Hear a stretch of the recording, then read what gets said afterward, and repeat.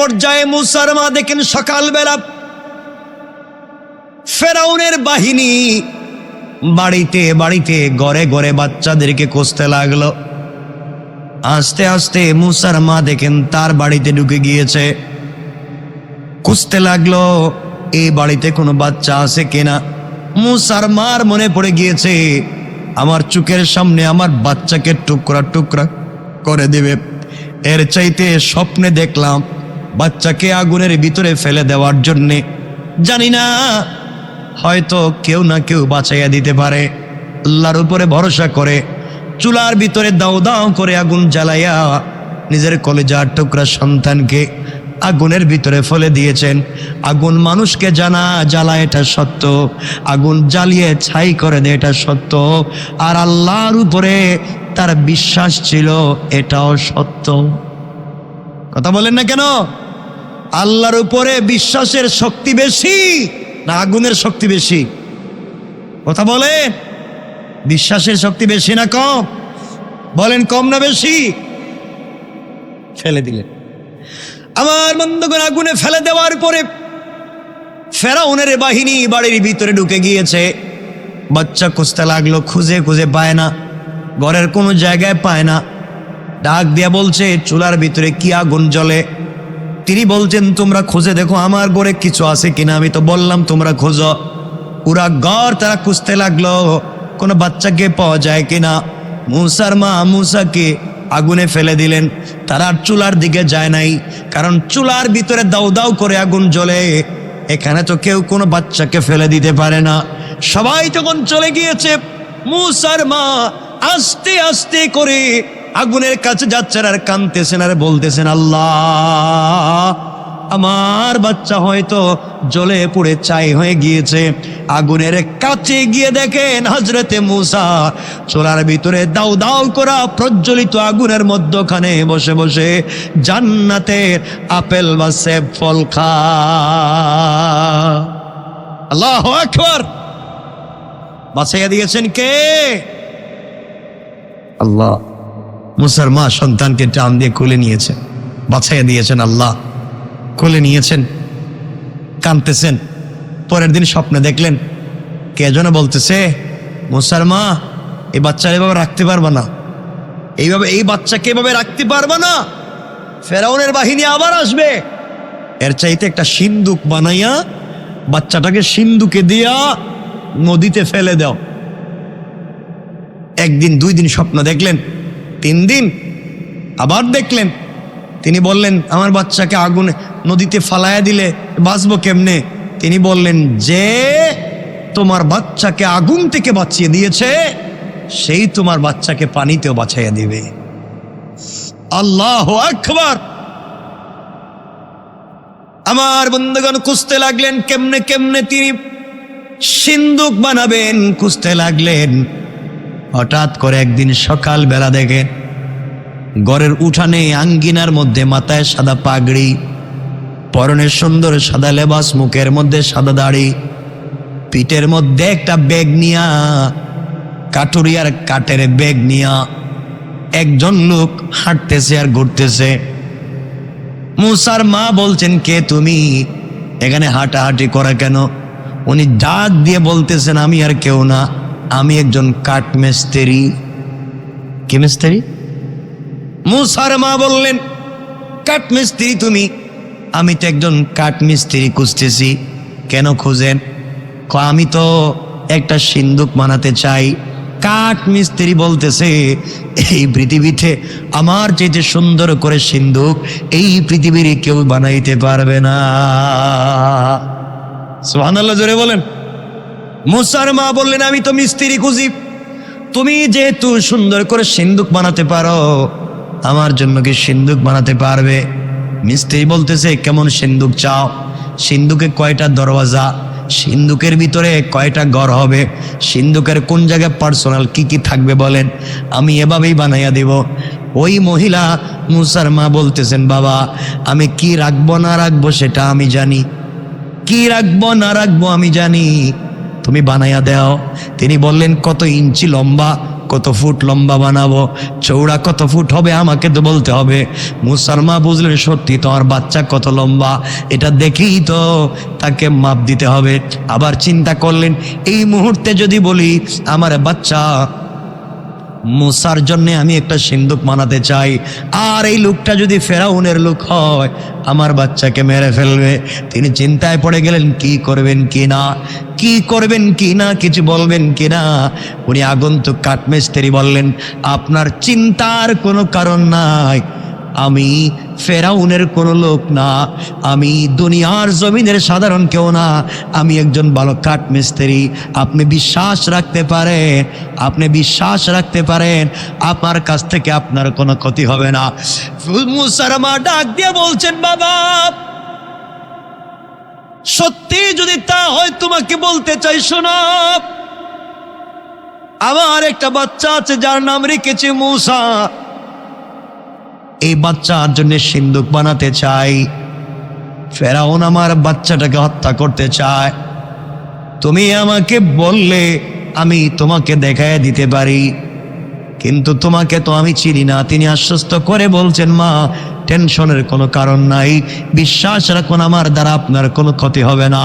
আমার বন্ধুগণ কাঠ বের করে দিলেন, কাঠ বের করে যখন দিয়েছেন এমন সময় মুসার মা বললেন পাতাম কোথায় পাবেন, লোহা কোথায় পাবেন, কি দিয়া জয়েন্ট দিবেন? মুসার মা ঘরের দরজার চিপায় দাঁড়িয়ে আছেন, তাকাইয়া দেখেন মিস্ত্রি কাঠ হাতে নে মুখ থেকে লালা বের করে লাগাইয়া দে, আর ওই দুইটা কাঠ আপনা আপনি জয়েন্ট হয়ে যা। মুসার মা আশ্চর্য হয়ে চোখের পানি ছেড়ে আল্লাহকে ডাক দিয়া বলছে আল্লাহ এমন মিস্ত্রি পৃথিবীতে আর দেখি নাই, কাঠের মধ্যে জয়েন্ট লাগাইয়া দে মুখের লালা দিয়া, যখন সুন্দর করে একটা সিন্দুক হয়ে গিয়েছে। মুসার মা ডাক দিয়ে বলছেন আমার বাচ্চাটাকে এটার ভিতরে রাখতে হবে। আমার বন্ধুগণ এমন সময়ে কি করা যায়, কি করবেন কি না চিন্তায় পড়ে গেলেন, কি করা লাগবে।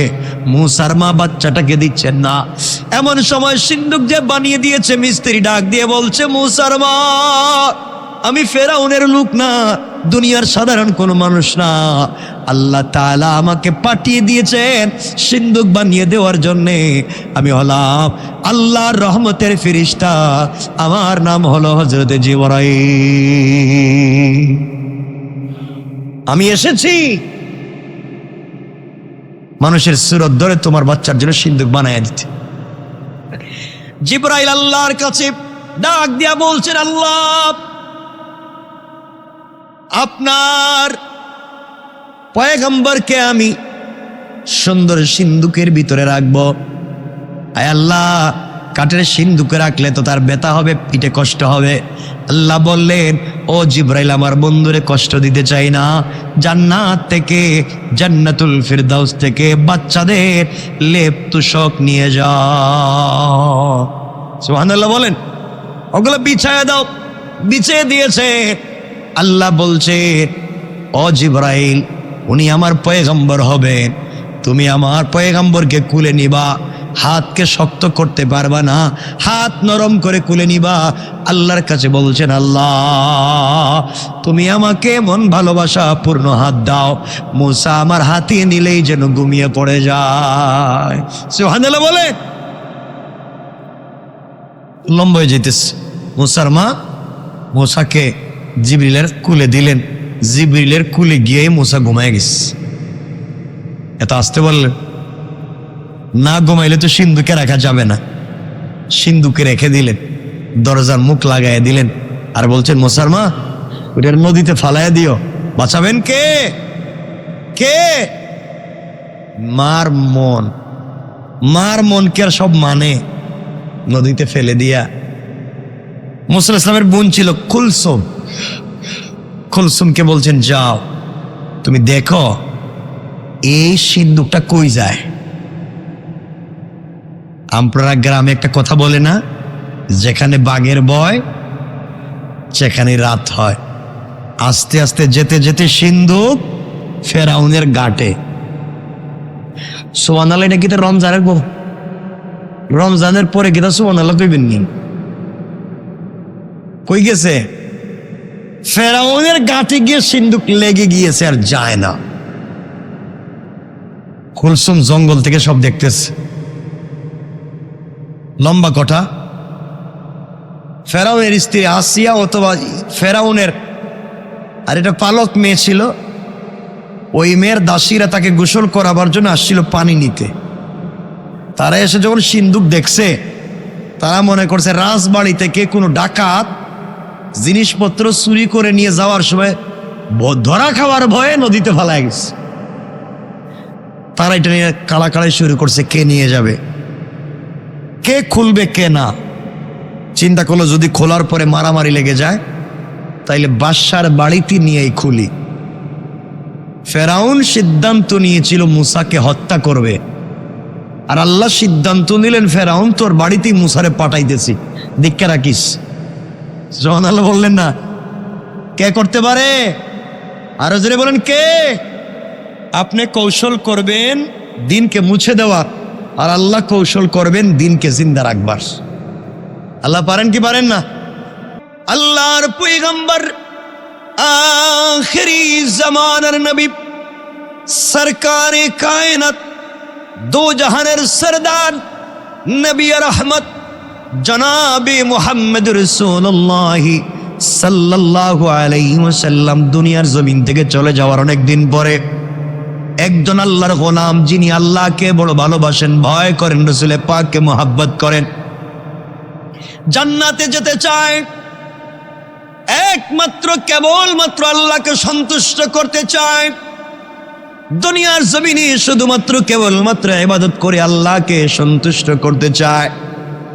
ইবাদতের জন্য একটা নিরিবিলি জায়গার প্রয়োজন অনুভব করলেন, যেখানে দিল খুলে চোখের পানি ছেড়ে রবকে কান্না করে করে নিজের মনের কথা বলা যায়।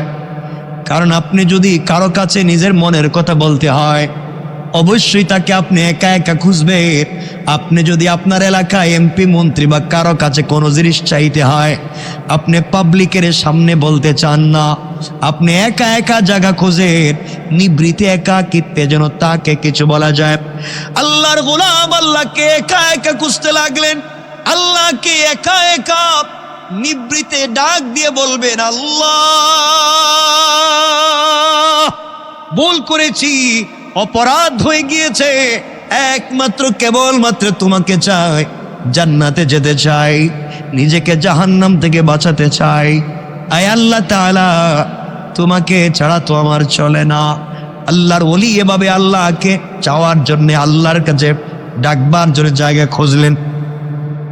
একটা জায়গা পেয়ে গেলেন, খাদেমদেরকে বললেন, শোনো, আমি যখন গর্তের ভিতরে প্রবেশ করে ইবাদতে নিমগ্ন হয়ে যাব, আমি যখন ইবাদতে লেগে যাব, মানুষজন যেন আমাকে খুঁজে না পায়, এই জন্যে গুহার পাশে ছিল একটা বিশাল বড় একটা পাথরের খণ্ড ছিল। ডাক দিয়ে বললেন, শোনো, তোমরা এই পাথরের খণ্ডটুকুনকে আমার গুহার মুখে বন্ধ করে দিবে, ইচ্ছে মতো আমি ইবাদত করব, আমি যখন চাইব তখন তোমাদেরকে বলে দেব। এই লম্বা চৌড়া পাথরের অংশটুকুন সবাই মিলে যখন সরাতে পারলেন না, অনেক শক্ত করে সবাই মিলে ধরলেন। আস্তে আস্তে করে আল্লাহর বুজুর্গ ওলি যখন গর্তের ভিতরে ঢুকে ইবাদতে লেগে গেলেন, ইবাদতের ভিতরে যখন লেগে গেলেন, তিনি তার ইচ্ছে মতো ইবাদত করতে লাগলেন, মন খুলে আল্লাহর কাছে কান্নাকাটি করতে লাগলেন, আল্লাহর কাছে বলতে লাগলেন কিভাবে তিনি আল্লাহকে পেতে চান, কিভাবে জাহান্নাম থেকে বাঁচতে চায়, কিভাবে জান্নাতে যেতে চান, আল্লাহর কাছে সব কিছু খুলে বললেন। এক পর্যায়ে এলাকার সকল মানুষ মিলে, মোহব্বতের মানুষ মিলে ঠেলাইয়া ধাক্কাইয়া পাথরের গুহার মুখকে বন্ধ করে দিলেন। আল্লাহর বুজুর্গ ওলি ওখানের ভিতরে তিনি ভালো করে ইচ্ছে মতো ইবাদত করতে লাগলেন, দীর্ঘদিন পর্যন্ত ইবাদত করলেন। আশরাফ আলী থানভী বলেন, যখন 40 দিন পর্যন্ত আল্লাহর বুজুর্গ ওলি ইবাদত করলেন, 40 দিন পর্যন্ত রোজা রাখলেন, একাধারে 40টা দিন রোজা রেখেছেন, 40টা রাত্র তিনি তাহাজ্জুদের সালাত পড়েছেন। 40টা রাত্রে 40টা দিনের 24টা ঘন্টা, 1-2 ঘন্টা তিনি ঘুমের মধ্যে রেখে দিয়ে বাকি সময় ইবাদতে লাগায়া দিলেন। একটা মিনিটে যেন আল্লাহর জিকির থেকে না যায়, একটা সেকেন্ডে যেন আল্লাহর জিকির থেকে না যায়। 24টা ঘন্টা জবানকে আল্লাহর জিকিরে লাগায়া দিলেন। এইভাবে ইবাদত করতে করতে 40 দিন পর্যন্ত কোনো খাবার মুখে দিলেন না, শুধু পানি পান করলেন, ইবাদত করলেন, অবিরত জিকির করলেন, মুরাকাবা করলেন, মুশাহাদা করলেন। এক পর্যায়ে মনে মনে তিনি বুঝতে পারলেন 40টা দিন একাধারে জিকির করেছেন, দিলের ভিতরে প্রশান্তি চলে আসতেছে। আহারে, আমি তো এভাবে বারবার আসতে পারব। আল্লাহর কাছে তিনি চাইলেন, মন খুলে ইবাদত করলেন। কিন্তু যখন তার মনে হলো তার বের হয়ে যাওয়ার দরকার, গুহার মুখে এত বিশাল পাথর দিয়ে চাপা দেওয়া হয়েছে, এখন তিনি আওয়াজ করলেও বাহিরে তার আওয়াজ যায় না, বাহিরের কেউ তাকে শোনেও না, বাহিরের আওয়াজ কেউ তার শোনে না। চিন্তা করলেন বের হবেন কোথায়, যাবেন কেমনে বের হবেন। কাঁদতে লাগলেন, আল্লাহর কাছে আবার বলতে লাগলেন, দুহাত উপর দিকে উঠায়া আল্লাহর কাছে দোয়া করে বলছেন, আল্লাহ তাআলা, মানুষ তো দেহের শক্তির জন্য অনেক কিছু খায়, আমি তো রুহের শক্তির জন্য তোমার কাছে এসেছিলাম। আয় আল্লাহ, দেহের শক্তির চাইতে তো রুহের শক্তি অনেক পাওয়ারফুল, অনেক বেশি। আল্লাহ তাআলা, এই 40টা দিন একমাত্র কেবলমাত্র শুধুমাত্র তোমাকে পাওয়ার জন্যে একটা সেকেন্ড নষ্ট করি নাই আল্লাহ, একমাত্র তোমার ইবাদত করেছি। তুমি কি আমাকে এতটুকুন শক্তি সামর্থ্যের ব্যবস্থা করে দিতে পারো না আল্লাহ তাআলা, আমি যেন ওখান থেকে বের হয়ে আসতে পারি। এই বলে আল্লাহর বুজুর্গ বলি গর্তের ভিতরে, গুহার ভিতরে দোয়া করলেন। 2 রাকাত সালাতুল হাজত পড়লেন। প্রথম রাকাতে সূরা ফাতিহার পরে কুল ইয়া আইয়ুহাল কাফিরুন পড়লেন। দ্বিতীয় রাকাতে সূরা ফাতিহার পরে কুল হুয়াল্লাহু আহাদ পড়লেন। যতক্ষণ দাঁড়িয়েছিলেন ততক্ষণ রুকুতে ছিলেন, ততক্ষণ সেজদায় ছিলেন। এইভাবে ব্যালেন্স রেখে 2 রাকাত সালাত পড়লেন। সালাত শেষ করে সালাম ফিরাইয়া 2 হাত উঁচু করে সজোরে পাথরের দিকে আঘাত করলেন, ধাক্কা দিলেন উপর দিকে। 100-150 মানুষ যে পাথর কেটে হিচড়ে কবর এই গর্তের মুখে নিয়ে এসেছিল, আল্লাহর বুজুর্গ বলে হাত দিয়া ধাক্কা দিলেন, দিতে দেরি হয়েছে, পাথর সরে গিয়ে তিনি বের হয়ে যেতে দেরি হয় না। সুবহানাল্লাহ, জোরে পড়েন। আপনাদের মনে হতে পারে গল্পগুলা গল্পই, আল্লাহ রসুল হাদিস বলেছেন ওই ঘটনা আপনারা জানেন, ঘটনার দিকে যাব না। বনি ইসরাইলের 3 জন গোলাম যখন বিশাল বড় একটা বিপদে পড়ে গিয়েছিল, ঝড় তুফানের কবলে, বনি ইসরাইলের 3 জন গোলাম ঝড় তুফানে পড়ে গিয়েছিল, চলার পথে রাস্তা হারিয়ে ফেলেছে। 3 বন্ধু নিজেকে বাঁচাবার জন্যে যখন 3 বন্ধু মিলে বনি ইসরাইলের গুহার ভিতরে আশ্রয় নিল, কিছুক্ষণ পরে গুহার উপর থেকে ঝড়ের বেগে একটা বিশাল বড় পাথর এসে তাদের গর্তের মুখটাকে বন্ধ করে দিল। এক সময়ে ঝড় থেমে গেল, বৃষ্টি থেমে গেল, তুফান থেমে গেল, ঘূর্ণিঝড় থেমে গেল, কিন্তু তারা বের হতে পারল না। গর্তের ভিতরে পাথর গর্তের মুখ বন্ধ করে দিয়েছে। 3 জন সিদ্ধান্ত নিল, আর মরে যাব, এই পৃথিবীতে বাঁচবার কোনো সুযোগ নাই, আর মনে হয় বাঁচব না, কি করতে হবে? এই মুহূর্তে তারা সিদ্ধান্ত নিলেন, আমরা তো একমাত্র কেবলমাত্র জীবনে আল্লাহকে সন্তুষ্ট করার জন্য কি কোনো ইবাদত করি নাই, এগুলার ওসিলা নিয়ে আল্লাহর কাছে দোয়া করে দেখি তো কবুল হয় কিনা। 3 জন একজন করে দোয়া করতে লাগলেন। এক আল্লাহর গোলাম হাত উঠাইয়া চোখের পানি ছেড়ে কায় মরুচিত্তে আবেগ নিয়ে ভালোবাসা নিয়ে উপর দিকে 2টা হাত উঠে আল্লাহকে ডাক দিয়া বলেছে, আল্লাহ, দুনিয়ার জমিনে একমাত্র কেবলমাত্র তোমাকে সন্তুষ্ট করবার জন্যে দুনিয়ার জমিনে যদি কোনো ইবাদত কোনোদিন করে থাকি, আমার কোনো দিনের ইবাদত যদি তোমার কাছে কবুল হয়ে থাকে, আল্লাহ, আজ যে বিপদে পড়ে গিয়েছি বাঁচবার কোনো পদ্ধতি নাই, তুমি আমাদেরকে বাঁচাও। এই কথা স্মরণ করে নিজের জীবনের ভালো কাজকে স্মরণ করলেন, ডাক দিয়া বললেন, আল্লাহ তাআলা, এই পৃথিবীতে দুনিয়ার জমিনে চলার পথে আমি বকরি চড়াইতাম, বকরির রাখাল ছিলাম। আল্লাহ, একদিন বাড়িতে গিয়েছি, সন্ধ্যা হয়ে গিয়েছে।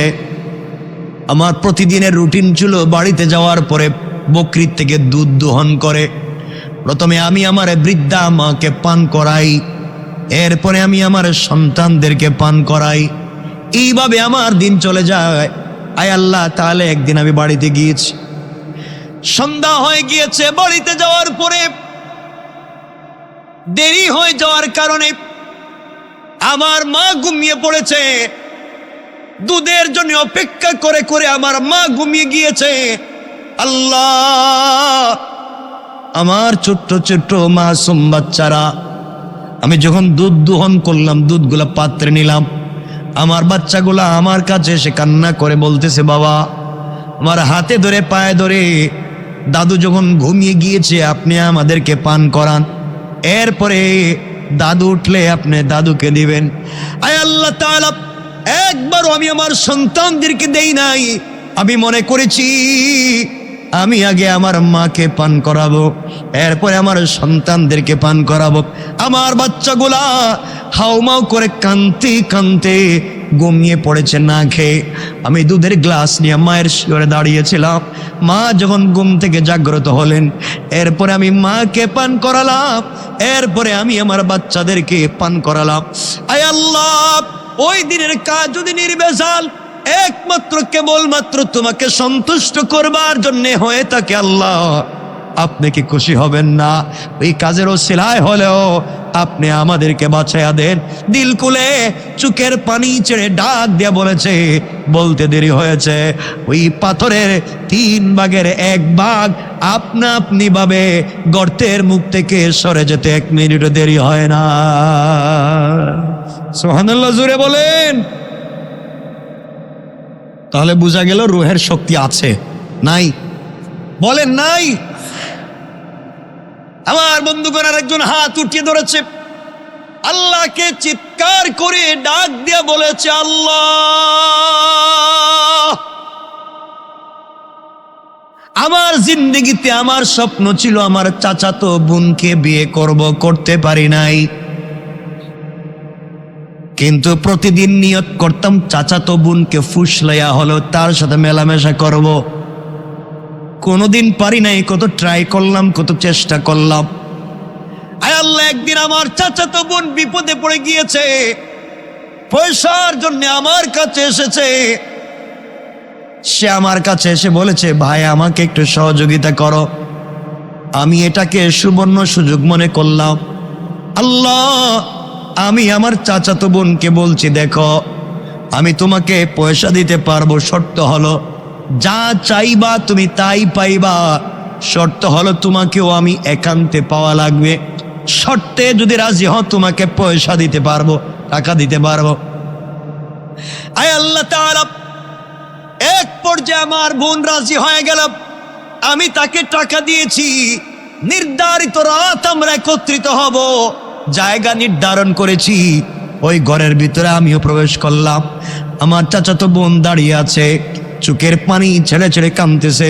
ঘরের ভিতরে গিয়ে আমি যখন তার হাত ধরেছি, সে আমাকে ডাক দিয়ে বলেছে, বাইরে আমি হলাম আমানত, তুমি আমানত নষ্ট করতে পারো না।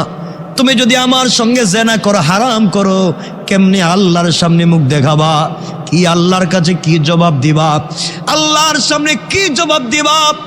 এইভাবে যখন আমার চাচাতো বোনটা চোখের পানি ছেড়ে আমাকে ডাক দিয়ে বলেছে, আল্লাহ, আমার ভিতরে ভয় ঢুকে গিয়েছে, আমি তার হাত ছেড়ে দিয়েছি, হাউমাউ করে চোখের পানি ছেড়ে ঘর থেকে বের হয়ে গিয়েছি। আয় আল্লাহ তাআলা, জানতে চাই ওই দিনের এই যে ভয় পাওয়া যদি একমাত্র তোমাকে সন্তুষ্ট করবার জন্য হয়ে থাকে, আজ তুমি আমাদেরকে বাঁচাইয়া দাও। বলতে দেরি হয়েছে, পাথরটা 3 ভাগের 2 ভাগ সরে যেতে দেরি হয় না। সুবহানাল্লাহ, জোরে বলেন, আল্লাহু আকবার, জোরে বলেন। লম্বা কথা, পরের জন্য বললেন এইভাবে আরেকটা কথা লম্বা বলতে থাকলেন। আমার বন্ধুগণ, আস্তে করে পাথরটা সরে গেল। তারা বের হয়ে আসলেন। এটা হাদিসের অংশ, হাদিস থেকে বলছি। সুতরাং রুহানি শক্তি আছে না নাই? বলেন আছে না নাই? রুহের শক্তি দিতে পারেন কে? কে?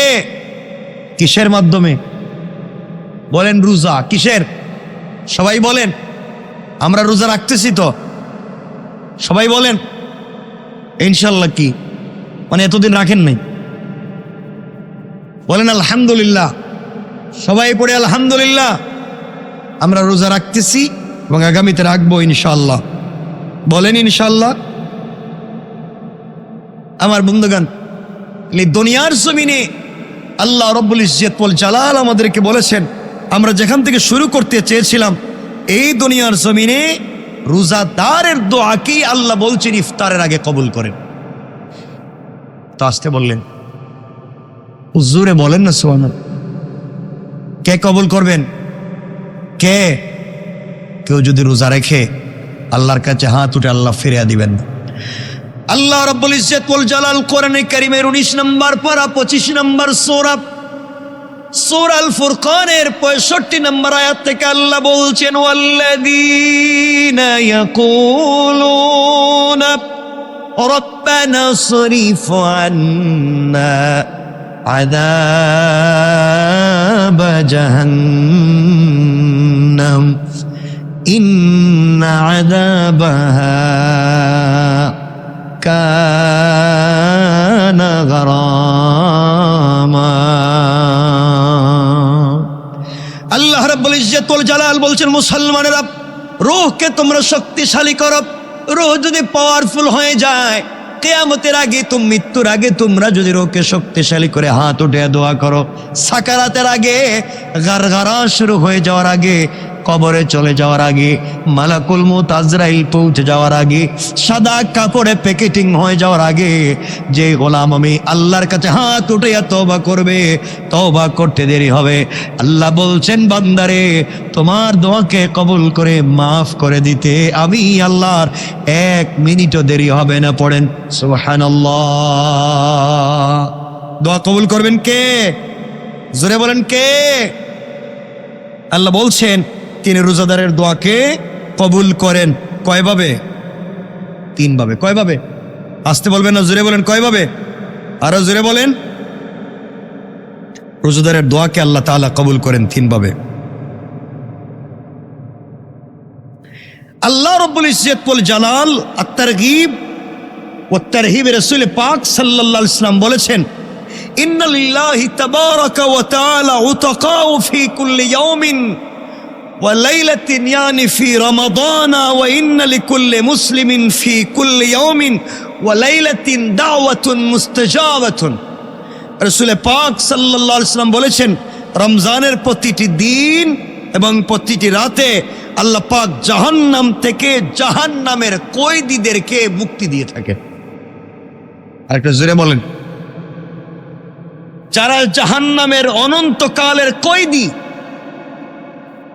যাদের আর মাফের সম্ভাবনা নাই, রাসূল পাক বলেছেন, আল্লাহ বলেছেন, এমন কয়েদীদেরকেও প্রতিদিন এবং প্রতি রাত্রে আল্লাহ জাহান্নাম থেকে মুক্তি দিয়ে থাকেন।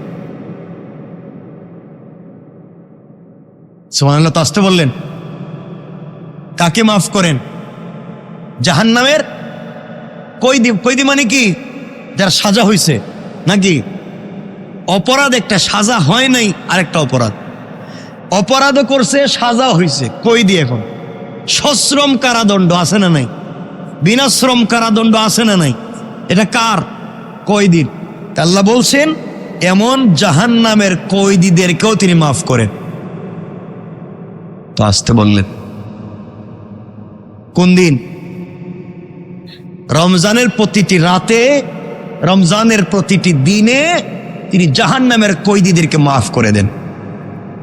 একটু আওয়াজ করে বলেন না। এরপর রাসূল বলছেন, ওয়া ইন্না লিকুল্লি মুসলিমিন ফি কুল্লি ইয়াউমিন ওয়া লাইলাতিন দাওয়াতুন মুস্তাজাবাতুন। রাসূল বলছেন, প্রত্যেক নারী এবং পুরুষ মুসলমানের প্রত্যেকটা রমজানের দিনে এবং রাত্রে একটা করে দোয়া কবুল হয়। প্রত্যেকটা দিন এবং প্রত্যেকটা রাত একজন মুসলিম নরনারীর দোয়াকে আল্লাহ কবুল করেন। তাইলে একটা রোজা রাখলে আমাদের দোয়া কবুল হওয়ার কথা কয়টা? রাতে একটা, 30 দিনে কয়টা দোয়া কবুল হইতো?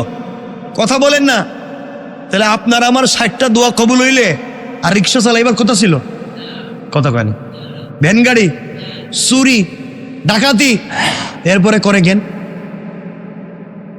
না? কবুল হয় নাই। কি হয় নাই? কবুল হয় নাই। নিশ্চিত রমজানে আর কিছু হোক আর না হোক 60টা দোয়া কবুল না। সুবহানাল্লাহ, এটা বাদ দিয়ে দেন কেমন? প্রত্যেক দিন ইফতারের সময় দোয়া কবুল করেন, সেহরির সময় দোয়া কবুল করেন। কয়টা হইল? 60টা। ইফতারে একটা, সেহরিতে একটা। কয়টা হয়েছে? তা কয়টা হয়েছে এখন? 120। প্রত্যেক লাইলাতুল কদরের রাত তার জিন্দগির সব দোয়া কবুল করে, সব গুনাহ মাফ করেন। এই সবগুলো সুযোগ কোন মাসে? কথা বলেন। এখন কোন মাস মাফির সম্ভাবনা আছে?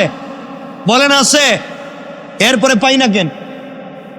কারণ শয়তানরে শিকল দিয়া বানছে ঠিকই, কিন্তু আমরা তো আরো টাটকা শয়তান। কথা বলেন না কেন? এই রমজানেও তো আমরা খারাপ করতেছি। আল্লাহ হেফাজত করুক, বলেন আমিন। তাহলে এতটুকুন মনে রাখেন যে রমজানের দিনে এবং রাতে একজন বনি আদমের একটা করে দোয়া কবুল হবেই হবে, ইনশাআল্লাহ, ইনশাআল্লাহ। আমার বন্ধুগণ, কথাগুলোকে সংক্ষেপ মনোযোগ দিয়ে শোনেন। 1 নম্বর, আল্লাহ রসুল সাল্লাল্লাহু আলাইহি ওয়াসাল্লাম বললেন, বান্দা যে জিনিসটা চায় সে জিনিসটা সরাসরি আল্লাহ তাকে দিয়ে দেয়। তখন বান্দা মনে করে যে তার দোয়া কবুল হয়ে গিয়েছে। অর্থাৎ বান্দা আল্লাহর কাছে চাইছে, আল্লাহ আমার ছেলেটারে তুমি কানাডা পাঠাও, কানাডা পাঠাও, কানাডা পাঠাও। দেখা যায় রমজানে দোয়া কবুল হয়ে গিয়েছে, তার ছেলে কানাডা গিয়েছে। এখন চিন্তা করে আমার দোয়া কবুল হইছে। কথা বলেন নাকি? কথা বলেন। আল্লাহ আমার এইটা দাও, ওইটা দাও, যা চাইছে পেয়ে গেছে। বান্দা মনে করেছে আমার দোয়াকে কবুল করেছে। আল্লাহ বলেন, বান্দা যা চায় সরাসরি আমি তা দেই, এর মাধ্যমে আমি বান্দার দোয়াকে কবুল করে নেই। পড়েন সুবহানাল্লাহ। 2 নম্বর, আল্লাহ বলেন, বান্দা যে জিনিসটা চায় সেই জিনিসটা না দিয়ে অন্য একটা বড় জিনিস দিয়ে দেন, যার মধ্যে চাওয়া জিনিসটা অন্তর্ভুক্ত আছে। কিন্তু বান্দা বুঝতে পারে না যে তার দোয়া কবুল হয়েছে, কারণ তার জ্ঞান কম। আল্লাহর কাছে যা চাইছে তার চাইতে বেশি পাইছে, সেটা বুঝে না। কেমনে বুঝাতাম? এক লোক আপনাদের কাছে এসে বলছে, 1 মিনিটে শোনে, এসে বলছে যে আমারে 10 টাকা দাও। কি দেও? বলেন না। কয় টাকা? আপনি বলেন 10 টাকা দিয়ে তুমি কি করবে? বলে আমার ঘরে ইফতার নাই, সেহরি নাই, আমার ঘরে কিচ্ছু নাই, বহুত কষ্ট করে আমি চলতেছি, 10 টাকা দেন, আমি 10 টাকার মুড়ি কিনে বাচ্চাদের খাওয়াবো। আপনি করলেন কি? কাগজ নিলেন, কাগজে নিয়ে লিখলেন, লিখে এখানে লিখে দিছেন যে দোকানের মালিক অমুক, আমি অমুক বলতেছি, একজন ছেলেকে দিয়ে একটা কাগজ তোমার দোকানে পাঠাইতেছি, এই ছেলেটার কাগজে যা লেখা তুমি তাকে তা দিয়ে দিও। ছেলেটা তো অশিক্ষিত, চাইছে কয় টাকা, আপনি তারা দিলেন কাগজ। সে কি করবে কোন? তো রাখবে না, ফেলে দিবে। চাইলাম 10 টাকা, হ্যাঁ আমার দে কাগজ, কত বড় কৃপণ, ফালাই দিল। ছেলেটা যদি বুঝদার হয়, কাগজে যদি দেখবে লেখা আছে যার কাছে 10 টাকা চাইলাম সে লিখে দিছে, এক দোকানের নাম বলে, এই কাগজটা দোকানে যাও, দোকানের মালিককে কাগজটা দিও, লিখে দিয়েছে দোকানের মালিক, এই ছেলেটাকে পুরা 1 মাসের সেহরি ইফতারে যা লাগবে সব খাবার দিবেন, তার বউ বাচ্চার কাপড় দিবেন, তার যা লাগে সব দিবেন। জোরে বলেন না সুবহানাল্লাহ।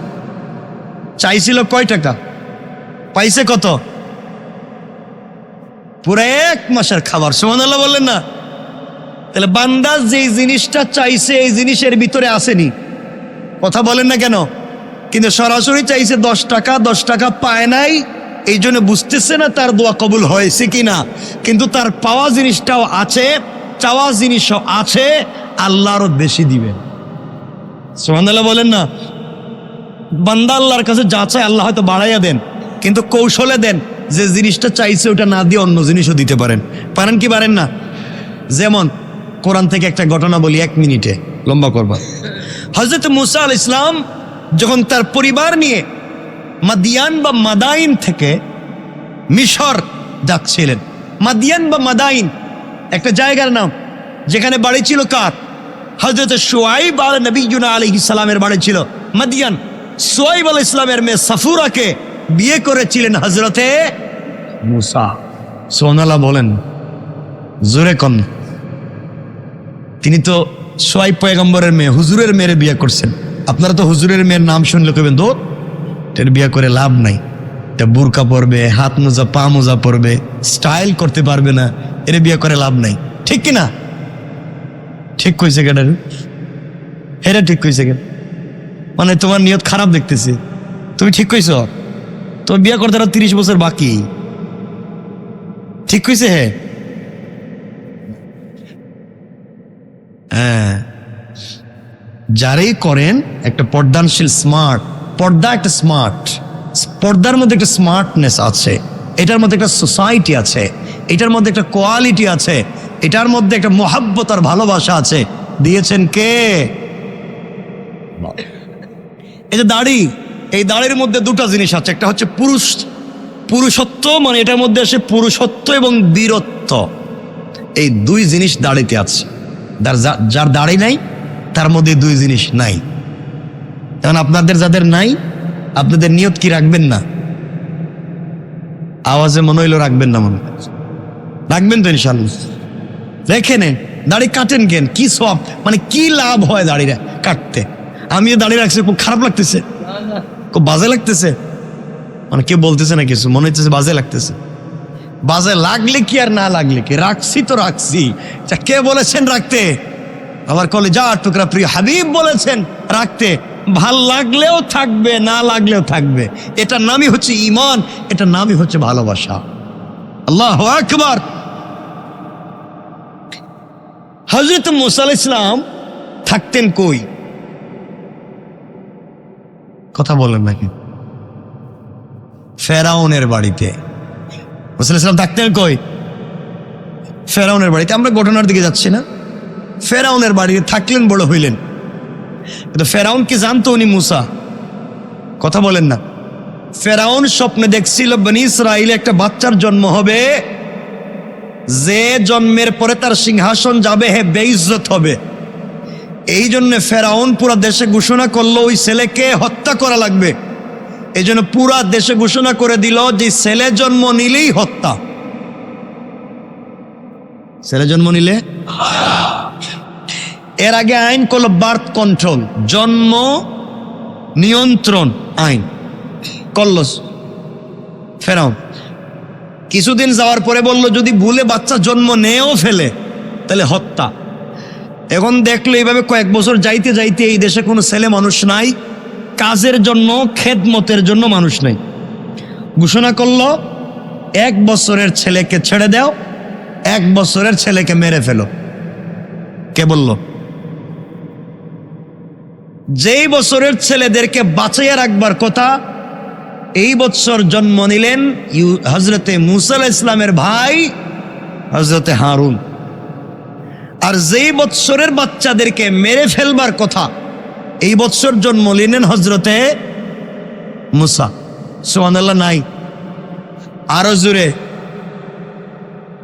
তো এই ঘটনা আপনারা জানেন, ঘটনা বললে আমাদের লম্বা হবে না, আমরা 1 মিনিটে শুনি। হযরতে মুসা আলাইহিস সালাম জন্ম নেওয়ার পরে মা চিন্তা করলেন এই ছেলে যে জন্ম নিল, তখন যদি জানতে পারে ফেরাউন আমার ছেলেকে মেরে ফেললো। খুব টেনশন করতেছেন, খুব টেনশন করতেছেন। হঠাৎ করে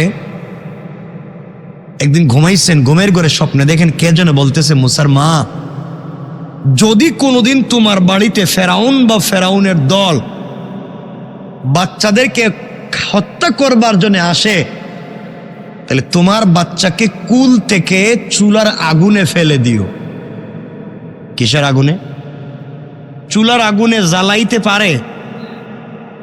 কয় না কিছু। চুলার আগুনে জ্বালায় না, আগুনের কাজ জ্বালানো। কি সবাই বলেন? মুসার মা যখন স্বপ্ন দেখলেন, তিনি বললেন, কই কি আমার কলিজার টুকরা ছেলে, তার আগুনে ফেলে দেব, বিষয় কি? পরের দিন আবার স্বপ্ন দেখলেন, তিনি বললেন, আমার বাচ্চারা যে আগুনে ফেলে দিব, আমার বাচ্চাকে বাঁচাবে কে? আওয়াজ দিলেন, বাঁচাবো আমি। এই আওয়াজে বললে হবে না, আরো জোরে। আমার মুসলমান বন্ধুগণ, গভীর মনোযোগ। এক পর্যায়ে মুসার মা দেখেন সকালবেলা ফেরাউনের বাহিনী বাড়িতে বাড়িতে ঘরে ঘরে বাচ্চাদেরকে খুঁজতে লাগলো। আস্তে আস্তে মুসার মা দেখেন তার বাড়িতে ঢুকে গিয়েছে, খুঁজতে লাগলো এই বাড়িতে কোনো বাচ্চা আছে কিনা। মুসার মার মনে পড়ে গিয়েছে, আমার চোখের সামনে আমার বাচ্চাকে টুকরা টুকরা করে দিবে, এর চাইতে স্বপ্নে দেখলাম বাচ্চাকে আগুনের ভিতরে ফেলে দেওয়ার জন্যে।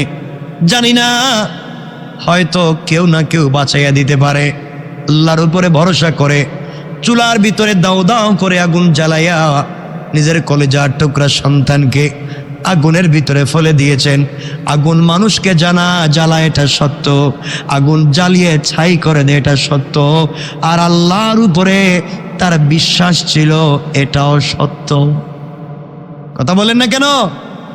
আল্লাহর উপরে বিশ্বাসের শক্তি বেশি না আগুনের শক্তি বেশি? কথা বলেন, বিশ্বাসের শক্তি বেশি না কম? বলেন, কম না বেশি? ফেলে দিলেন। আমার বন্ধুগণ, আগুনে ফেলে দেওয়ার পরে ফেরাউনের বাহিনী বাড়ির ভিতরে ঢুকে গিয়েছে। বাচ্চা খুঁজতে লাগলো, খুঁজে খুঁজে পায় না, ঘরের কোনো জায়গায় পায় না। ডাক দিয়া বলছে, চুলার ভিতরে কি আগুন জ্বলে? তিনি বলছেন, তোমরা খুঁজে দেখো আমার ঘরে কিছু আছে কিনা, আমি তো বললাম তোমরা খোঁজো। পুরা ঘর তারা খুঁজতে লাগলো, কোনো বাচ্চাকে পাওয়া যায় কিনা। মুসার মা মুসাকে আগুনে ফেলে দিলেন। তারা আর চুলার দিকে যায় নাই, কারণ চুলার ভিতরে দাউ দাউ করে আগুন জ্বলে, এখানে তো কেউ কোনো বাচ্চাকে ফেলে দিতে পারে না। সবাই যখন চলে গিয়েছে, মুসার মা আস্তে আস্তে করে আগুনের কাছে যাচ্ছেন আর কাঁদতেছেন আর বলতেছেন, আল্লাহ, আমার বাচ্চা হয়তো জ্বলে পুড়ে ছাই হয়ে গিয়েছে। আগুনের কাছে গিয়ে দেখেন হযরতে মূসা চুলার ভিতরে দাউ দাউ করা প্রজ্বলিত আগুনের মধ্যখানে বসে বসে জান্নাতের আপেল বা সেব ফল খা। আল্লাহু আকবার! বাঁচাইয়া দিয়েছেন কে? আল্লাহ। মূসার মা সন্তানকে টান দিয়ে কোলে নিয়েছে, বাঁচাইয়া দিয়েছেন আল্লাহ। কোলে নিয়েছেন, কাঁদতেছেন। পরের দিন স্বপ্নে দেখলেন কে যেন বলতেছে, মূসার মা, এই বাচ্চা এভাবে রাখতে পারবা না, এই বাচ্চাকে এভাবে রাখতে পারবা না, ফেরাউনের বাহিনী আবার আসবে। এর চাইতে একটা সিন্দুক বানাইয়া বাচ্চাটাকে সিন্দুকে দিয়া নদীতে ফেলে দাও। একদিন, 2 দিন স্বপ্ন দেখলেন, 3 দিন আবার দেখলেন। তিনি বললেন, আমার বাচ্চাকে আগুনে নদীতে ফালাইয়া দিলে বাঁচবো কেমনে? তিনি বললেন, যে তোমার বাচ্চাকে আগুন থেকে বাঁচিয়ে দিয়েছে, সেই তোমার বাচ্চাকে পানিতেও বাঁচাইয়া দিবে। আল্লাহু আকবার! আমার বন্ধুগণ খুঁজতে লাগলেন কেমনে কেমনে তিনি সিন্দুক বানাবেন, খুঁজতে লাগলেন। হঠাৎ করে একদিন সকাল বেলা দেখেন ঘরের উঠানে আঙ্গিনার মধ্যে মাথায় সাদা পাগড়ি, পরনে সুন্দর সাদা লেবাস, মুখের মধ্যে সাদা দাড়ি, পিঠের মধ্যে একটা ব্যাগ নিয়া, কাটুরিয়ার কাঠের ব্যাগ নিয়া একজন লোক হাঁটতেছে আর ঘুরতেছে। মূসার মা বলছেন, কে তুমি? এখানে হাঁটাহাঁটি করা কেন? উনি ডাক দিয়ে বলতেছেন, আমি আর কেউ না, আমি একজন কাঠমিস্ত্রি। কি মিস্ত্রি? মূসার মা বললেন, কাঠমিস্ত্রি তুমি? আমি তো একজন কাঠমিস্ত্রি খুঁজতেছি। কেন খুঁজেন?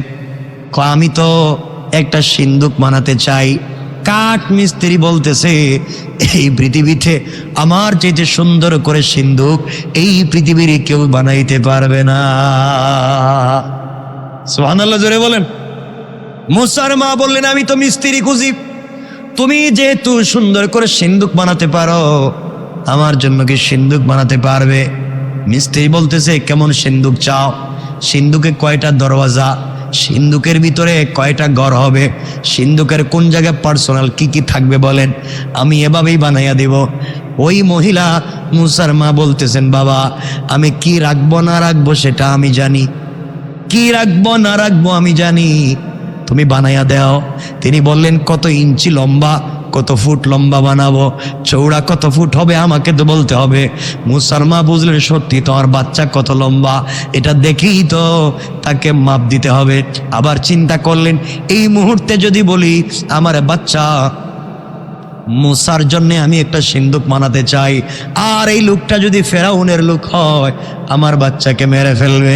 তিনি চিন্তায় পড়ে গেলেন, কি করবেন কি না, কি করবেন কি না, কিছু বলবেন কি না। উনি আগন্তুক কাঠমিস্ত্রি বললেন, আপনার চিন্তার কোনো কারণ নাই, আমি ফেরাউনের কোনো লোক না, আমি দুনিয়ার জমিনের সাধারণ কেউ না, আমি একজন ভালো কাঠমিস্ত্রি। আপনি বিশ্বাস রাখতে পারেন, আপনি বিশ্বাস রাখতে পারেন, আপনার কাছ থেকে আপনার কোনো ক্ষতি হবে না। মুসার মা ডাক দিয়ে বলছেন, বাবা সত্যি যদি তা হয় তোমাকে বলতে চাই, শোনো, আমার একটা বাচ্চা আছে যার নাম রেখেছি মুসা, এই বাচ্চার জন্য সিন্দুক বানাতে চাই।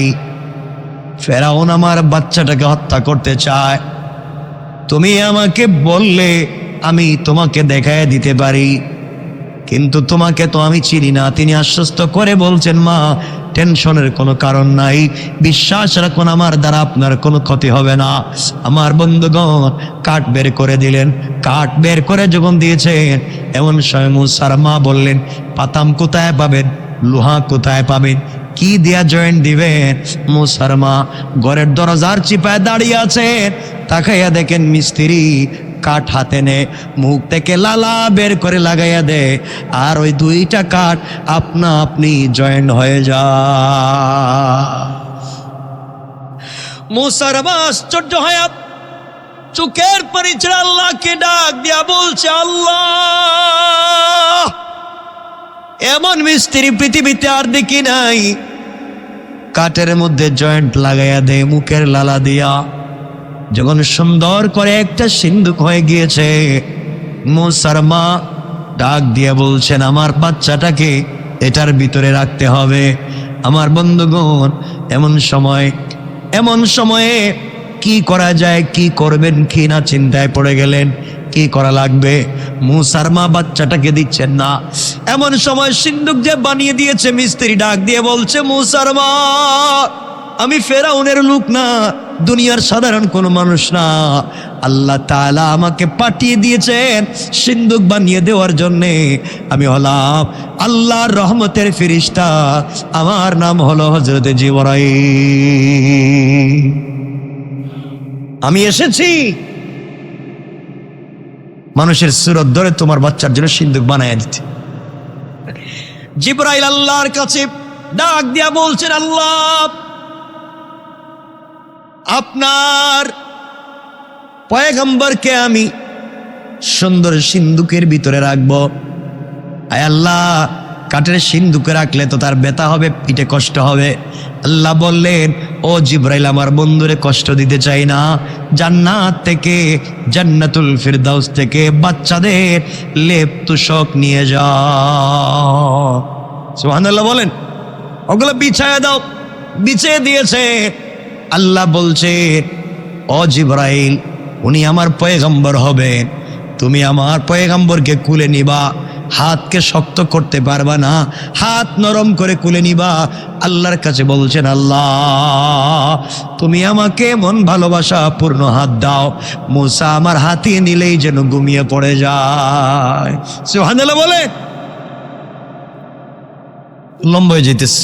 মুসার মা মুসাকে জিবরিলের কুলে দিলেন, জিবরিলের কুলে গিয়ে মুসা ঘুমায় গেছে। এত আসতে বললেন, না ঘুমাইলে তো সিন্ধুকে রাখা যাবে না, সিন্ধুকে রেখে দিলেন, দরজার মুখ লাগাইয়া দিলেন, আর বলছেন মুসার মা ওটার নদীতে ফালাইয়া দিও। বাঁচাবেন কে? কে? মার মন, মার মনকে আর সব মানে নদীতে ফেলে দিয়া। মুসা ইসলামের বোন ছিল কুলসুম, কুলসুমকে বলছেন যাও তুমি দেখো এই সিন্ধুকটা কই যায়। আপনারা গ্রামে একটা কথা বলে না, যেখানে বাঘের ভয় সেখানে রাত হয়। আস্তে আস্তে যেতে যেতে সিন্ধুক ফেরাউনের ঘাটে। সুবহানাল্লাহ, এটা কিতা রমজানের রমজানের পরে কিতা সুবহানাল্লাহ কইবেন নি? কই গেছে? ফেরাউনের ঘাটে গিয়ে সিন্ধুক লেগে গিয়েছে, আর যায় না।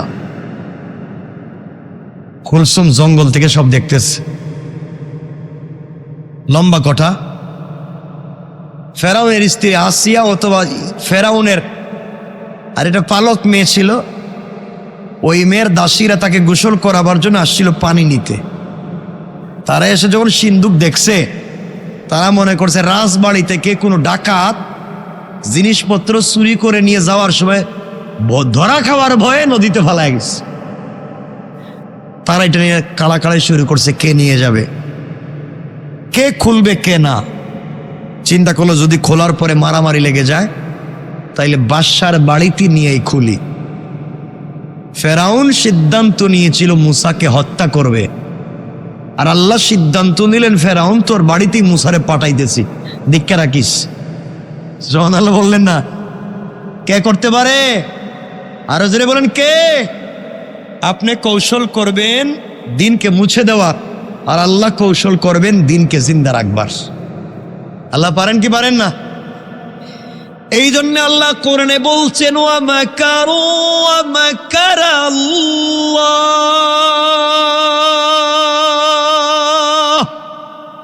ওয়াল্লাহু খায়রুল মাকিরিন। আল্লাহ বলেছে তোমরা কিসের কৌশল করো, তোমাদের চাইতে তো আমার কৌশল আরো বড়। সুবহানাল্লাহ বললেন। মুসার বোন বলতেছে আহারে আমার ভাইটা শেষ শেষ। বাড়িতে নিয়ে যাওয়ার পরে মুসার বোনও পিছনে পিছনে যায়, দেখি কি হয়, দেখি কি হয়, দেখি কি হয়। যাইতে যাইতে নিয়ে আসিয়ার সামনে নিছে, নিয়ে বলছে তো দেখো এটা আমরা নদীতে পাইছি, কেবুদের রাজবাড়ি থেকে কিছু চুরি করে নিয়ে যাওয়ার সময় নদীতে ফালায় দিছে, আপনার সামনে খুলতে চাই, আপনার সামনে। সুবহানাল্লাহ নাই। আল্লাহ এতক্ষণ মুসারে নোটিশ করেছিলেন মুসা সন্দুকের ভিতরে কানতেও পারবো না, নড়াচড়াও করতে পারবো না। এখন যখন তারা সবাই সিদ্ধান্ত নিয়েছে সিন্ধুকের মুখ খুলবে, আল্লাহ মুসাকে নোটিশ করছেন মুসা কানতে পারবা না, কথাও বলতে পারবো না, কিন্তু সিন্ধুকের মুখ খুললেই আসিয়ার দিকে তাকাই একটা মুস্কি হাসি দিবা। আল্লাহু আকবার। যখন সিন্ধুকের মুখটা খুলছে আর বড় চোখ করে মুস্কি হাসি দিয়া আসিয়ার দিকে তাকাইছে, আসিয়া সাথে সাথে কুলি নিয়ে চুম্বন শুরু করছে। আমার বাচ্চা কাচ্চা নাই, জীবনে বাচ্চা কাচ্চা পাইলাম না, যাক একটা বাচ্চাকে পাইলাম, আমার ঠান্ডা কোল, আমার শীতল হয়ে গিয়েছে আমার কলিজা, এই বাচ্চাটারে আমি লালন পালন করব। আসিয়ার তো কোনো বাচ্চা নাই, ফেরাউনের কোনো বাচ্চা নাই। আমার বন্ধুগণ, এখন আসিয়া দৌড় দিছেন রাজ সিংহাসনে গিয়ে বলতেন ফেরাউন আসো। কি হয়েছে? কয় আসো। জুবানে তোমার কাছে কিছু চাই নাই, আজ একটা জিনিস তোমার কাছে চাইব। ফেরাউন বলছে আসিয়া তোমার এত ভালোবাসি, তুমি যদি পুরা রাজ সিংহাসন চাও তাও তোমার দিয়ে দিব।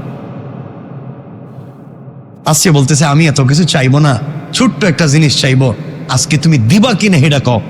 ফেরাউন মাথায় হাত দিয়ে বলছে কথা দিলাম দিব। সুবহানাল্লাহ বলেন। ফেরাউন তো জানে না তার আজরাইল। আল্লাহু আকবার বললেন না?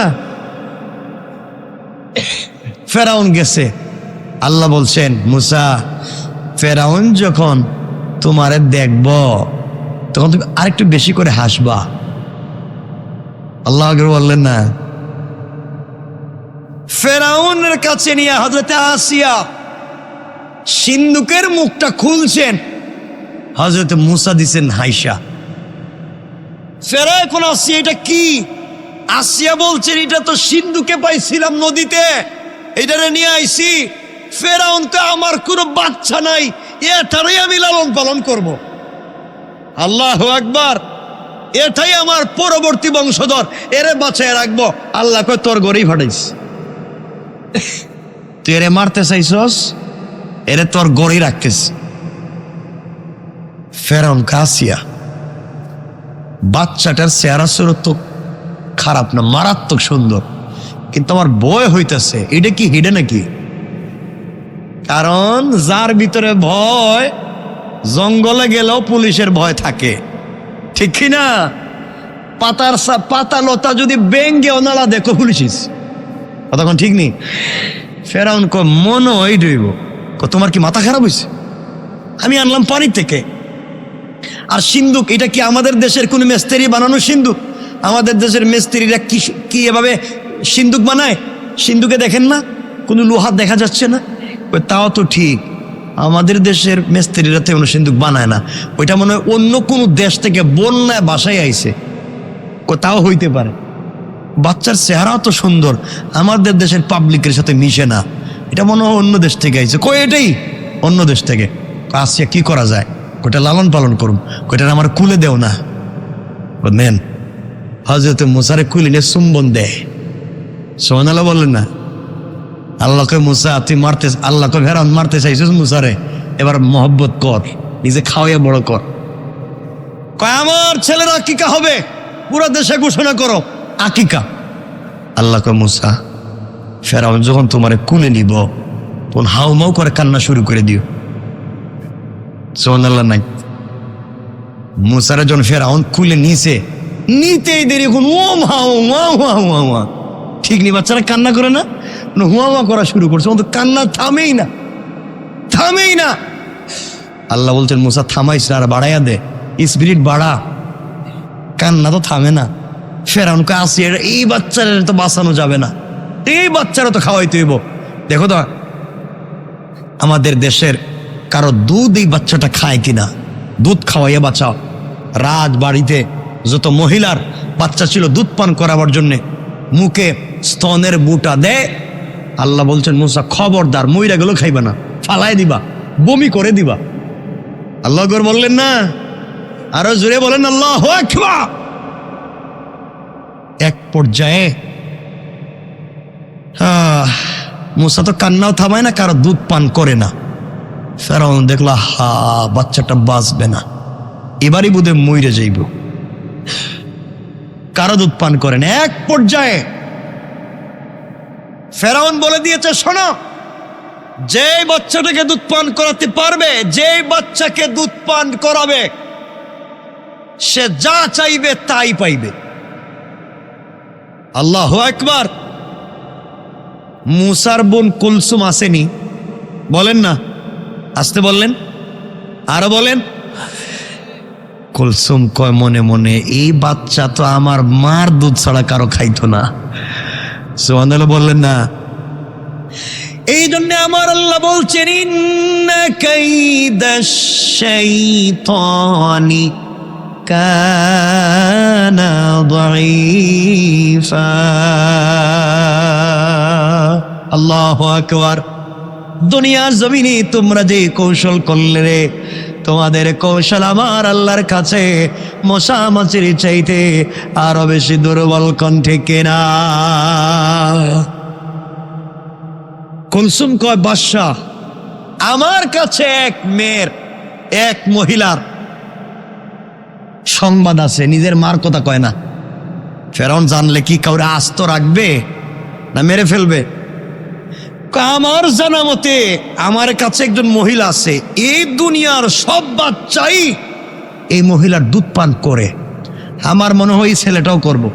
এই ছেলে তার কি কথা বলেন না, এ জানে না কার দুধ খায়? জানে।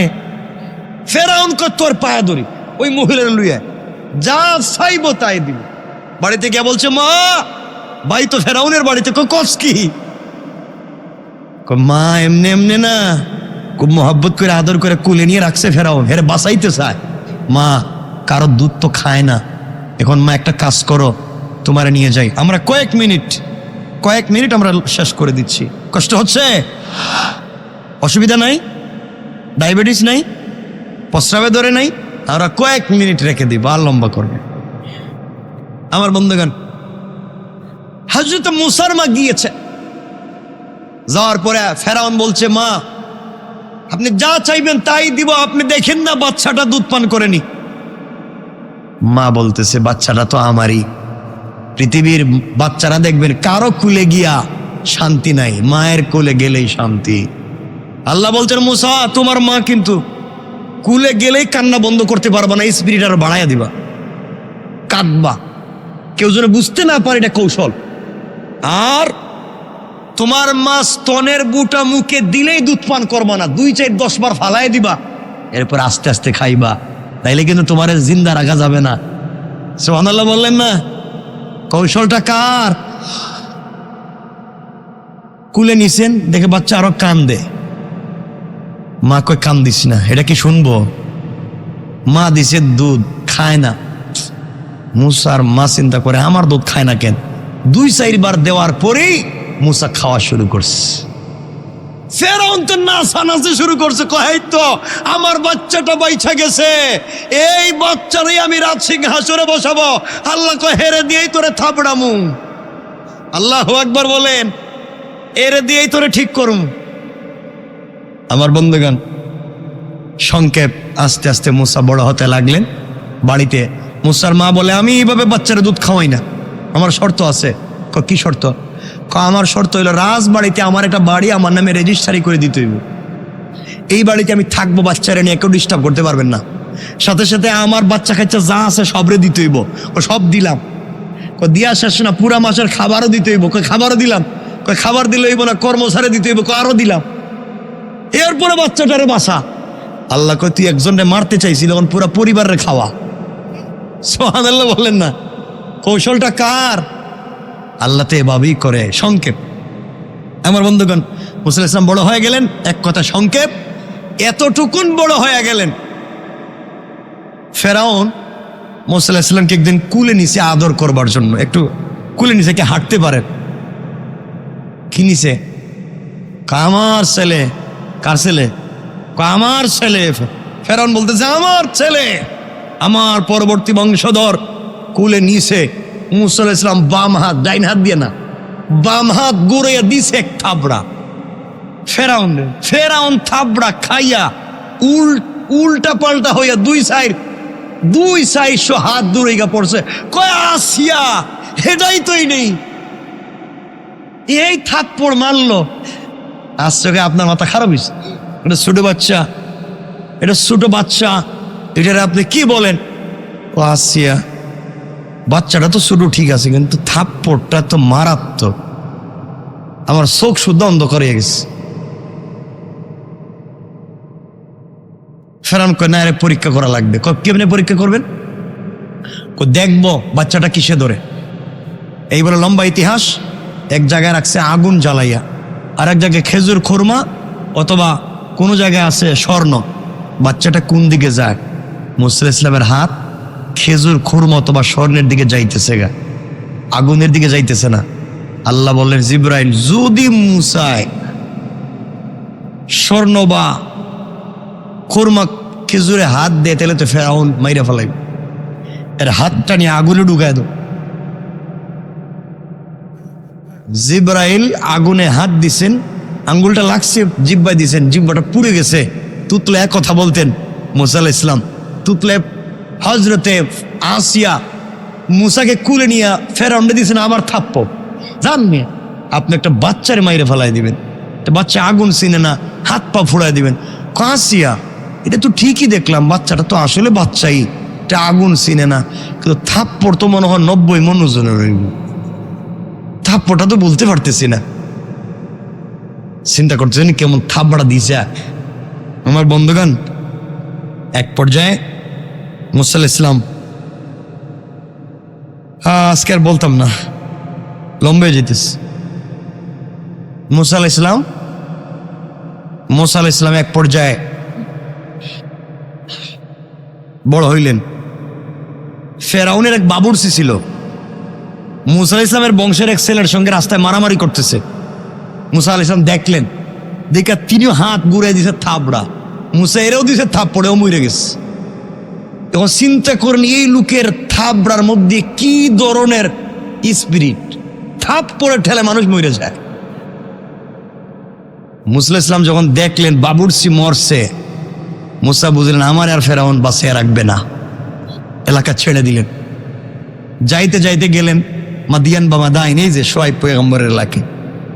যাওয়ার পরে বিকালবেলা গিয়া গাছের গুড়ায় বসে রয়েছেন, কেউ তো তারা চিনে না। শুআয়ব আলাইহিস সালামের মেয়ে সাফুরা এবং তার বোনরা মিলে তারা বকরি রাখালি করতেন, উট চড়াইতেন। তারা গিয়েছিলেন উটকে পানি পান করাবার জন্যে। কূপে গিয়ে দেখেন কূপের মুখ কে বন্ধ করে রেখে দিচ্ছে, দুই বোন টানতেছেন, উঠে না। মুসা আলাইহিস সালাম দেখলেন, তিনি তাদের কষ্ট দেখে হাত দিয়ে টান দিছেন, মুখটা উঠে গেছে। শক্তি দিছে কে? দুই বোন আচ্ছা মতো পানি পান করাইয়া বাড়িতে চলে যাচ্ছে। মুসা গাছের গুড়ায় বসে রয়েছে। বাড়িতে যাওয়ার পরে শুআয়ব আলাইহিস সালাম জিজ্ঞেস করলেন, তোমাদের দেরি হলো কেন? তারা পুরো ঘটনা খুলে বললেন। বলছেন, বাবা, যেই ছেলেটা আমাদেরকে সহযোগিতা করছে ও গাছের নিচে। বললেন, যাও নিয়ে আসো। হযরত মুসা আলাইহিস সালামকে নিয়ে গেলেন। যাওয়ার পরে শুআয়ব আলাইহিস সালাম বললেন, আমার ঘরে থাকতে হলে কর্মচারী হতে হবে। ছেলেটার চরিত্র দেখে মুগ্ধ হয়ে গেলেন। তিনি বললেন, তোমাকে আমার বড় মেয়েটারে বিয়ে দিতে চাই। বিয়ে করতে হলে শর্ত হইলে আমার বাড়িতে খাস করতে হইব, গরু রাখতে হইব, ছাগল রাখতে হইব। তিনি বলেন, ঠিক আছে, থাকার তো জায়গা পাইলাম, ফেরাউন থেকে তো বাঁচলাম। মনে মনে কয় কিছুদিন বসবাস করলেন। শুআয়ব পয়গম্বরের মেয়ে সাফুরাকে বিয়ে করলেন, বাচ্চা কাচ্চা হইল। একদিন সিদ্ধান্ত নিলেন, আর কত শ্বশুর বাড়িতে ঘর জামাই। কি জামাই? এখানে কেউ আসেনি ঘর জামাই? আসেনি? নাই। ঘর জামাই থাকলেন, চিন্তা আর কতদিন থাকতাম, বাড়িতে যাই। একদিন বাড়িতে যেতে শুরু করলেন। যেতে যেতে অনেক দূর যাওয়ার পর রাস্তায় তীব্র শীত এবং কুয়াশা, অন্ধকার ছিল। স্ত্রী ছিলেন প্রেগনেন্ট, গর্ভবতী। রাস্তায় গিয়ে প্রসব বেদনা শুরু হয়েছে, কিন্তু কোনো আগুন নাই, অন্ধকার। মুসা আলাইহিস সালাম বাচ্চাদেরকে একটা গাছের গোড়ায় বসে বলেন, বাবারা, তোমাদের মায়ের সাথে এখানে থাকো। এই যে দূরে আগুন, অল্প অল্প আগুন দেখা যায়, ওখানে গেলে তোমাদের জন্য কিছু আগুন নিয়ে আসতে পারবো, অথবা আমরা রাস্তা পাবো কোন দিকে যাওয়া যায়। হযরতে মুসা আলাইহিস সালাতু ওয়াস সালাম আস্তে আস্তে করে কাছে পৌঁছে গেলেন। গিয়ে দেখেন উপত্যকার মধ্যে পাহাড়ের উপরে আগুন জ্বলে, গাছের কাঁচা পাতায় আগুন জ্বলে, কিন্তু ওই গাছের পাতা জ্বলে না। সুবহানাল্লাহ বলেন। ওই জায়গায় পৌঁছে যাওয়ার পরে কোরআনে কারীমের 20 নম্বর সূরা, সূরা তাহার 11 থেকে 14 নম্বর আয়াতে আল্লাহ বললেন, মুসা পৌঁছে গেলেন। মুসা পৌঁছে যাওয়ার পরে আওয়াজ হলো, কে যেন ডাক দিয়ে বলেছে, ফালাম্মা আতাহা নুদিয়া ইয়া মুসা ইন্নী আনা রাব্বুক ফাখলা'না আলাইকা ইন্নাকা বিল ওয়াদিল মুকদ্দাস তুব ওয়া আনা اخترتك فاستمع لما يوحى إنني أنا الله لا إله إلا أنا فاعبدني وأقم الصلاة لذكري الله أكبر। মুসা আলাইহিস সালাম আগুনের কাছে পৌঁছে গেলেন। কেন গেছেন? কি আনতে গেছে? কি আনতে? সবাই বলেন। আগুনের কাছে পৌঁছে গিয়েছেন। আগুনের কাছে যাওয়ার পরে তিনি শুনেন কে যেন ডাক দিয়া বলছে, হে মূসা, আমি তোমার রব, জুতা খুলে তুমি এখানে উঠো, এটা পবিত্র উপত্যকা, এখানে আগুন জ্বলে না, যা তোমার চোখে দেখা যায় এটা হলো আল্লাহর নূরের তাজল্লি। ও মূসা, থামো, জুতা খুলে আসো। মূসা আলাইহিস সালাম এখানে গেলেন, আমি তোমাকে মনোনীত করেছি, ওয়াহি দিব, তুমি নবী এবং রাসূল। মূসা আলাইহিস সালাম গেলেন কি আনতে? কে আনতে? আল্লাহ দিলেন কি? নবুয়ত। চাইছেন আগুন, পাইছেন ছোট দিছে না বড় দিছে? না আগুনের জন্য গেছেন, আগুন তো পান নাই। আল্লাহ বলেন তোমাকে দিলাম দুইটা মুআজিজা। কয়টা মুআজিজা? কয়টা?